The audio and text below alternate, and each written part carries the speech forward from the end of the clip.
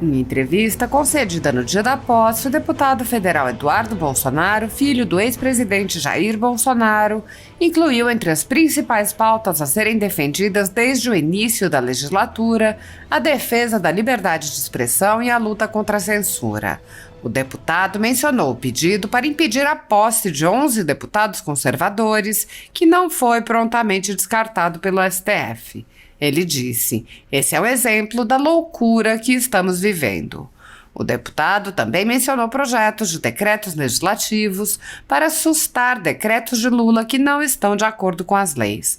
Questionado sobre como promover uma pacificação do país, o deputado ironizou as investigações sobre desinformação que não investigam o governo federal e mencionou exemplos de ativismo judicial.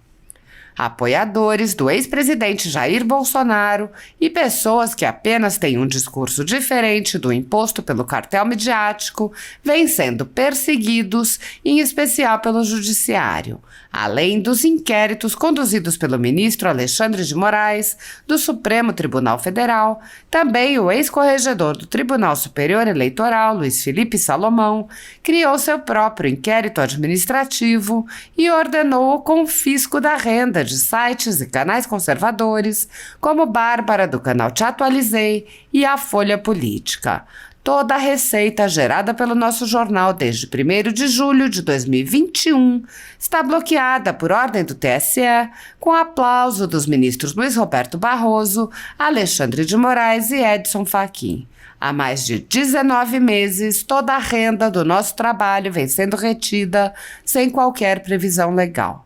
Sem a possibilidade de receber a renda de seu trabalho, o jornal corre o risco de fechar. Se você apoia o trabalho da Folha Política e pode ajudar, use o QR Code que está visível na tela para doar qualquer quantia ou use o código ajude@folhapolitica.org. Caso não utilize Pix, há a opção de transferência bancária para a conta da empresa Raposo Fernandes, disponível na descrição deste vídeo e no comentário fixado no topo. Há 10 anos, a Folha Política faz a cobertura da política brasileira, mostrando atos, pronunciamentos e eventos dos 3 poderes, quebrando a espiral do silêncio imposta pelo cartel de mídia que quer o monopólio da informação. Pix ajude@folhapolitica.org. Assista. Qual é a principal bandeira que vocês vão levantar agora, nesses primeiros dias, principalmente de legislatura? Acredito que nós aqui dentro, a gente tem que trabalhar a favor da liberdade de expressão, contra a censura. A gente está vendo uma loucura no Brasil, uma ameaça até de inclusive 11 deputados, por coincidência, né? Todos eles bolsonaristas, tendo no STF feito um pedido para um grupo de advogados para que não assumissem. Esse pedido de pronto ele não foi descartado, ele foi inclusive analisado, mas graças a Deus a PGR negou. Mas isso daí é o exemplo da loucura que a gente está vivendo. Né? Como é que um deputado federal eleito pode deixar de tomar posse com base em tão rasos argumentos? Isso daí tem a questão das pautas. Hoje saiu um novo decreto das armas, hoje saiu um novo decreto desarmamentista. A gente está aqui para defender o referendo de 2005 e para apresentar, enquanto parlamentares, projeto de decreto legislativo para sustar esses decretos presidenciais. Por quê? Porque desarmamento já se provou sendo uma lei. Bolsonaro flexibilizou o acesso às armas de fogo, muito mais armas foram vendidas, né, legais, e o Brasil viu um recorde, um despencamento, foi 1/3 de homicídios a menos no Brasil. Então essas são algumas das pautas que a gente vai defender. Deputado, houve um clima bastante tenso, principalmente depois da invasão do Congresso Nacional no dia 8 de janeiro. O que eu gostaria de saber do senhor é o seguinte: nessa condução da oposição agora aqui na Câmara, ao longo desse ano principalmente, o senhor vai manter esse clima de animosidade ou existe uma tentativa de se amenizar os ânimos aí? Olha, se o TSE abrisse uma investigação, como se espera, de todo serviço público, né, que o serviço público serve ao povo e não o contrário, nós não somos obrigados a confiar cegamente em nenhuma instituição. Democracia não é instituição forte, democracia é indivíduo forte. Então a gente acredita que aqui também possa ser uma casa para a gente depurar, para a gente ter debates, para a gente realmente ver qual é o melhor argumento para que seja o vencedor daquelas teses e assim a gente consiga acalmar os ânimos. Agora, realmente, eu não vejo nenhuma democracia saudável pelo mundo brasileiro. Inclusive, eu não vejo em nenhum lugar do mundo ministros como o do TSE, o presidente do TSE, né, Barroso, que ano passado chegou a entrar aqui dentro do Congresso Nacional para falar com o presidente de partido contra um projeto de lei. Eu, que sou formado em Direito na FRJ, advogado, aprendi que juízes são inertes. Vou extrapolar um pouquinho o tempo, os 3 minutos, mas deve chegar uns 5 minutos, porque eu não posso, não devo, sob pena da história, não perdoar, de, após essas eleições, deixar a posição clara, cristalina de um senador do Amazonas para dizer o que pensa a respeito do que houve no que se diz respeito ao desrespeito dos 3 poderes. A campanha eleitoral e a gravidade de muitos incidentes ocorridos durante o seu desenrolar nos trouxeram uma lição de grande importância. Não se trata mais de saber quem ganhou ou quem perdeu. Uma constatação mais forte do que essa se impõe, e essa constatação é a seguinte: precisamos reconstruir o sistema de 3 poderes no país.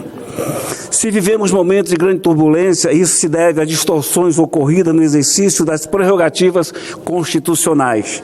E isso se deve a uma série de atos que claramente fraturaram o equilíbrio entre os 3 poderes e colocaram em risco a democracia. Podemos listar aqui essas distorções. Começam pelo desrespeito aos limites previstos para o exercício dessas prerrogativas. Seguem-se o aparelhamento dos tribunais, as medidas tomadas para calar ou para comprar a mídias, as restrições às liberdades civis. Esse risco da destruição da ordem jurídica foi exposto em artigo pelo professor Carlos Alberto de Franco, que é um jurista liberal e um dos maiores estudiosos da liberdade de imprensa do Brasil. Ele constata que esse risco, que no Brasil de hoje é visível a olho nu, está sendo causado pela conduta de alguns ministros do Supremo Tribunal Federal, que é ou deveria ser o principal responsável pela garantia do cumprimento e da estabilidade do ordenamento jurídico. Fecho aspas do jurista. E eu completo: esses ministros, senhores e senhoras, foram responsáveis, isso sim, pela instabilidade do ordenamento jurídico. E não é de hoje que esse fato ocorre. Não é de hoje também que eu me dedico a combater esse risco de instabilidade. E lembro aqui, me permitam, no dia 19 de março de 2019, com mais 29 senadores, apresentei proposta de emenda constitucional que estabelece mandato fixo e temporário para ministro da Suprema Corte. Pela proposta, os mandatos de ministro do Supremo Tribunal serão de 8 anos, vedada a recondução. A medida, evidentemente, não atinge a atual composição. Portanto, não se pode ser interpretada como ato hostil a eles. Essa proposta de emenda constitucional segue legislação de países europeus, como Alemanha, Itália, Portugal e França, além de países da América Latina. Isso vai evitar, no meu entendimento, modificações súbitas de entendimentos relativos à jurisprudência já consolidada e consequente segurança institucional. O atual Supremo Tribunal Federal criou uma nova figura legal que eu chamei daqui e repito, o cavalo de pau jurídico.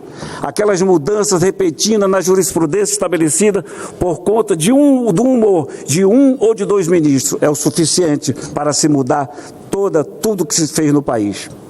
Não há aí, ao contrário do que ocorreu no período eleitoral, um conflito entre poderes. Ao contrário, reconhecemos todos que o cumprimento estrito do artigo 2º da Constituição, aquele que define os poderes da União e os classifica como independentes e harmônicos entre si, representa a garantia da institucionalização do regime democrático e, em consequência, a prevenção de aventuras que tragam perigo a essa mesma democracia pela qual tanto lutamos. Vamos reconhecer: nestes últimos tempos, os poderes da nossa República não foram independentes e, principalmente, não foram harmônicos. Vou repetir o que já disse aqui dessa tribuna. O inciso 2º do artigo 52 da Constituição diz que compete privativamente ao Senado Federal processar e julgar os ministros do Supremo Tribunal Federal nos crimes de responsabilidade. Temos dezenas de pedidos de impeachment envolvendo o ministro do Supremo. Nenhum foi examinado seriamente. Votá-los nem pensar. Portanto, estou aqui, e me desculpem, cobrando que o Senado faça a sua parte. Vale a pena aqui ler o artigo que diz, o artigo 39 da Lei 10.079, de 1950, que define à perfeição os crimes de responsabilidade de ministro da Corte. Você, brasileiro, você, brasileira, pode tirar suas conclusões, que eu vou ler aqui o artigo 39. São crimes de responsabilidade dos ministros do Supremo Tribunal Federal. 1. Alterar por qualquer forma, exceto por via de recurso, a decisão ou voto já proferido em sessão do tribunal. Isso a gente vê constantemente. Mais recente foi uma ministra. 2. Proferir julgamento quando por lei seja suspeito na causa. Hoje tem ministro denunciando, julgando e condenando. 3. Exercer atividade política partidária, o que se vê é ministro sendo partidário. 4. Ser patentemente dissidioso no cumprimento dos deveres do cargo. Está cheio deles fazendo isso. 5. Proceder de modo incompatível com a honra, dignidade e decoro de suas funções. E eu posso citar aqui pelo menos 3 ministros que podem ser enquadrados em todos esses artigos. Final, agradecendo a sua paciência. A essa sequência de violações somam-se outras que decorrem de práticas abusivas causadas por distorções nas normas internas dos tribunais superiores. Foi assim, olha só, senador, que o Supremo Tribunal Federal encontrou no início do ano, portanto já está defasado, nada menos do que 377 julgamentos suspensos por pedido de vista dos ministros. É uma distorção tremenda, e eu vou citar aqui pedido de vistas antigos, de 3 ministros. Roberto Barroso tem um pedido de vista que vai completar 6 anos. Alexandre de Moraes vai completar um pedido de vista de 2 anos. E o ministro Fachin de quase 2 anos. Pasme, e eu encerro. Julgamentos parados por pedido de vistas. Alexandre de Moraes, 53 pedidos de vista em aberto. Roberto Barroso, 43 pedidos de vista em aberto. Edson Fachin, 8 pedidos de vista em aberto. Aqui, quando a gente pede pedido de vista, nós cumprimos a lei. O que dizer de um tribunal responsável para fazer cumprir a lei que não cumpre sua própria lei? Portanto, estou fazendo isso e repito. Finalizo reafirmando que os senados e senadores, nós temos que agir. Motivos não faltam. Motivo não falta, eu citei aqui. Nós temos essa prerrogativa. A população brasileira nos cobra uma ação e uma atitude. Portanto, o pedido que faço, a cobrança que faço, a relembrança que faço aqui é de que nós, senadores, estamos no dever moral de fazer cumprir a Constituição e colocar determinado ministro em seu lugar, botar um freio no Supremo Tribunal Federal, que pode muito, mas não pode tudo.